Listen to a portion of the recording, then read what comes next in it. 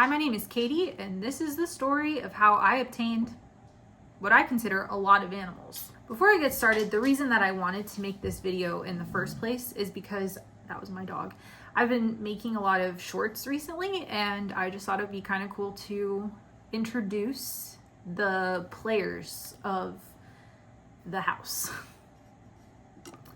I have 4 cats and 1 dog. That is a lot of animals, but I love them all, and they all come with their own unique story of how they came to be in my family, and I just really enjoy talking about them. So without further ado, let's get started on the family.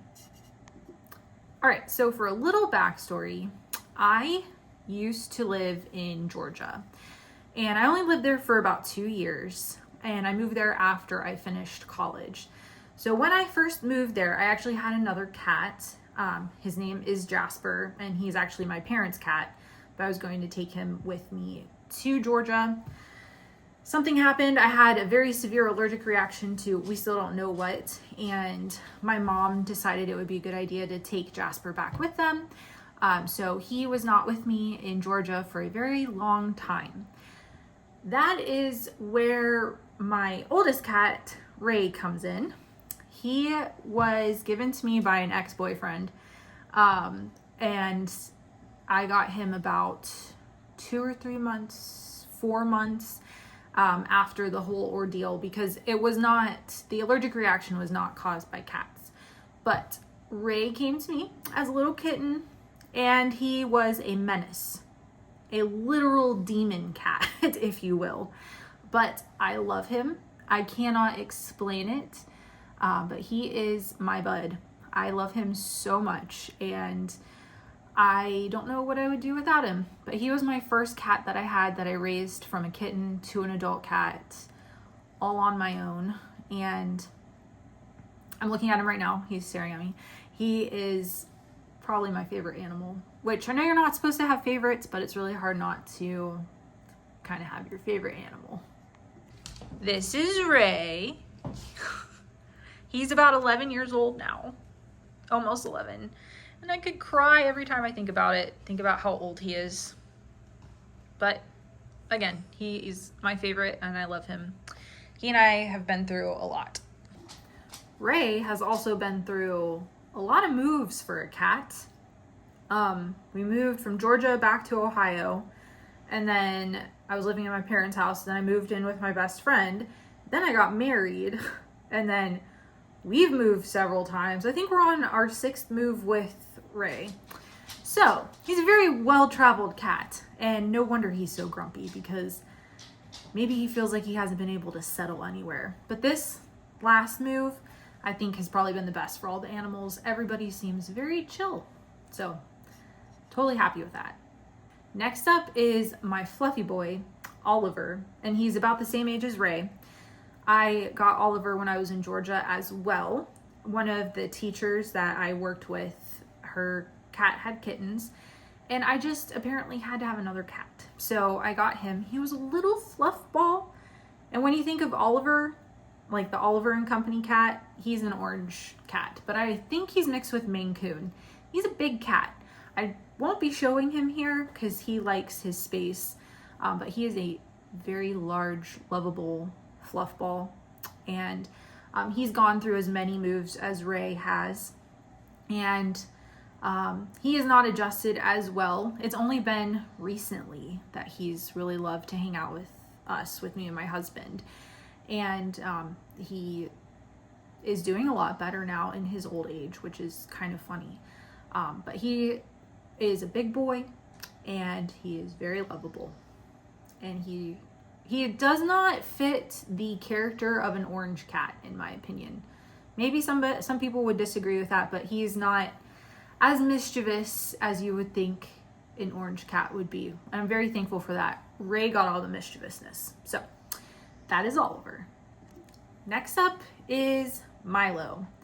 We went through a very large gap in between animals. I just had Ray and Oliver for a very long time.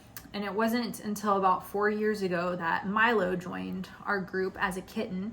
We rescued him from a shelter, and he was supposed to be an emotional support cat, I think, because I was going through a really difficult time in my life when we brought him in. But turns out he is more well suited to just not be involved in the drama, if you will, because he is not interested in hanging around us unless we're asleep. He will sleep at the foot of our bed, and he does hang out downstairs when it is time to go to bed.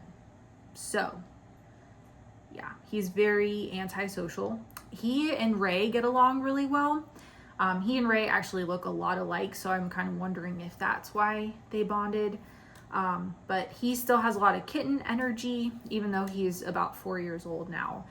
But he's a sweetheart once you get to know him. He probably would be considered a spicy cat with the way that he acts sometimes. He's very scared of a lot of things. But he has come out of his shell a lot. Again, this move has been really good for pretty much everybody in the family.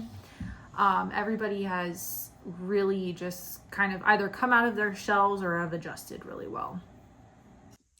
This is Milo. It was very difficult to get this, but that is him. He's very mad right now. All right, the next one is not a cat. It is our dog, Scout. She is a golden retriever, and we also got her in 2022. Now that I think about it, the last 3 actually came pretty quickly, and there's a reason for that. But like I said, wanted to get Milo as a more emotional support animal. Didn't work out. We thought that getting a dog would be helpful for being a, what are they called? Thank you, a service dog. But she is a much better pet. Not to say that she doesn't help out a lot, because she's actually pretty sensitive to my emotions and things. And she's a really good dog. She just does what a golden does. I'm looking over here because she's over here. But let me introduce you to Scout. This is Scout. Yes, you're a good girl. And she's a very good dog. We love her so much. Right, Scout? I never really considered myself much of a dog person, but I've really grown to love and appreciate Scout. She's a really good dog. But then that leads us to our last animal, which is Molly. She is our only girl cat, and we got her just a couple months after Scout joined our family, because I had actually seen in the local Humane Society page that there was another cat that it was a black cat, and I really wanted to go see this cat, but they said that cat couldn't really handle being in a home with other cats. But I wanted to go see and go talk to them and maybe fill it out. That wasn't really a good match. However, when we were there, Molly had actually just joined the Humane Society. I don't really know her backstory, but she was she 4 or 5? She was 4 when we got her, and her name was Star initially. And my husband found her, and she was all curled up. She had her scared face on. She has a scared face and a happy face. And we just fell in love with her. And so we decided to bring her home. And I'm so glad that we did. She's such a funny cat.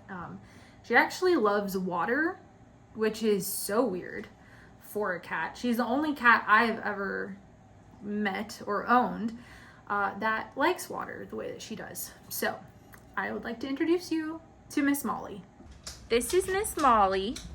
She's just being herself over here. And if you hear the pitter patter, that is of course Scout in the background. Say hello. Yes, she's so pretty. So those are my pets, the family, if you will. There are 5 altogether. And it took some time, but we all worked together, and I am so happy with the family that I have. And some days it's better than others, but overall, I think the pets are really happy as well. Except Scout makes a lot of noise, so if you hear a lot of background stuff throughout this video, that's the dog. But anyway, continue to join us for more shenanigans and silliness, because when you have a house full of this many animals, a lot of stuff happens. They're really funny and also really annoying sometimes. So, yeah. Thanks for watching.